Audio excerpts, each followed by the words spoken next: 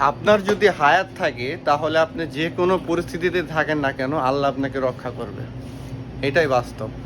তো সেটার প্রমাণ আজকে আমি আপনাদের একটু দেখাই।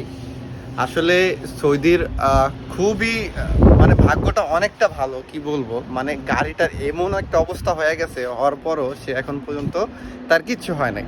হ্যাঁ, তো একটা সৌদির গাড়ি আপনাদের দেখার আগে একটু কথা বলি। তো যেই সৌদিটা মনে করেন যে অ্যাক্সিডেন্ট হয়েছে, সে সবসময় আমার দোকানে আসে। তো এক সপ্তাহ যাবত তাকে আমি দেখতেছিলাম না। তো দেখতেছিলাম না বিধায় আমি ভাবছি হয়তো সে দাম্মাম যেহেতু চাকরি করে দাম্মাম চলে গেছে। হ্যাঁ, তো পরে রাত্রেবেলা 2 দিন আগে সে আমার কাছে আসছে।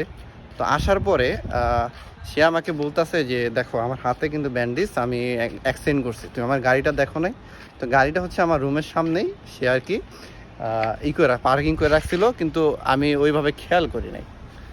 তো পরে বলতেছে যে গাড়িটা দেখে আসো। তো গাড়িটা যখন আমি দেখি, বিশ্বাস করবেন না, দেখেন গাড়িটা আমি তাদের দেখাই আগে। আমি পুরো অবাক হয়ে গেছি, এই দেখেন এই অবস্থা।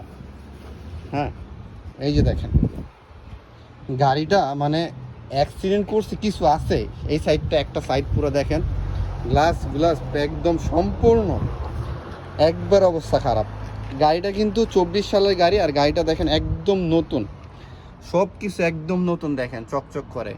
এইখানকার প্লাস্টিকটা পর্যন্ত খোলা হয় নাই। হ্যাঁ, তো এক সাইড কি পরিমাণ মারছে।